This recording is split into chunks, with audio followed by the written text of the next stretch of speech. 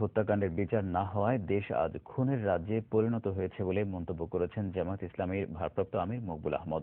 দিনটি উপলক্ষে রাজধানীর আলফালা মিলনায়তনে শহীদ পরিবারগুলোর সাথে এক মতবিনিময় অনুষ্ঠানে তিনি একথা বলেন। এ সময় খুনিদের বিচারের দাবি জানান বক্তারা। কুতুবুদ্দিনের ক্যামেরায় বিস্তারিত HM নাহিয়ানের রিপোর্টে।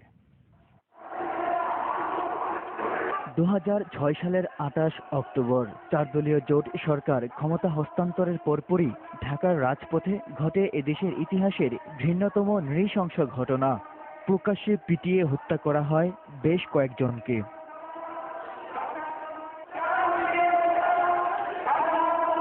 বুধবার রাজধানীর আলফালা মিলনায়তনে এক অনুষ্ঠানে এসে চোখের পানি ধরে রাখতে পারেনি তাদের পরিবার। ভিডিও চিত্রে পরে দেখছি যে ওর লাশের উপরে পর্যন্ত নাচছে। কি অপরাধ করছিল আমার সন্তান!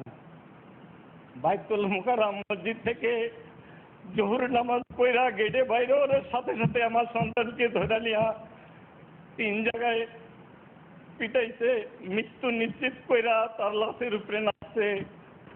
দেখতে দেখতে 4টা বছর পার হয়ে গেল। প্রতিটা বছর 28 অক্টোবর আসে, আমাদের সেই সন্তান হারার কষ্ট যেন নতুন করে বাড়িয়ে দেয়। সেই স্মৃতি কথা মনে উঠলে পরে আরো বেশি কষ্ট পাই। এই সময় 28 অক্টোবরের বর্বরচিত হত্যাকাণ্ডের বিচার দাবি করেন জামাত নেতারা। সরাসরি দেখা গেল অমুককে হত্যা করেছে, ভিডিওতে তার ফুটেজ আছে, ছবি আছে, তার বিচার হচ্ছে না। বিচার কি এইভাবে চলে যাবে? অবশ্যই আল্লাহ তাআলা একদিন বিচার করবেন। আমরা এই দুনিয়ায়ও আইনের দাবি অনুযায়ী ওই বিচার চাই। দলের ভারপ্রাপ্ত সেক্রেটারি বলেন, বর্তমান সরকারের নির্দেশেই সেদিনের হত্যাকাণ্ড ঘটেছিল। আপনার ডাকে সাড়া দিয়ে লগি বইটা ধরিরাই আমার এই 6 জন ভাইকে হত্যা করেছে। সেই হিসাবে কিন্তু আপনি হত্যার একজন আসামি। তাদের খুনিদেরকে আজকে আপনি আইনি আশ্রয় নিয়ে আপনি প্রমাণ করুন যে সকল হত্যাকাণ্ডের আপনি ঘৃণা করেন। এদিকে 28 অক্টোবরের নিহতদের স্মরণে বিকেলে আলফালা মিলনায়তনে আলোচনা সভার আয়োজন করে বাংলাদেশ ইসলামী ছাত্র শিবির। এ সময় দোষীদের দৃষ্টান্তমূলক শাস্তি দাবি করেন ইসলামী ছাত্র শিবিরের নেতাকর্মীরা।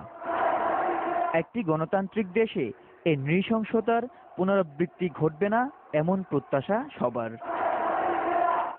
HM নাহিয়ান, দিগন্ত টেলিভিশন, ঢাকা।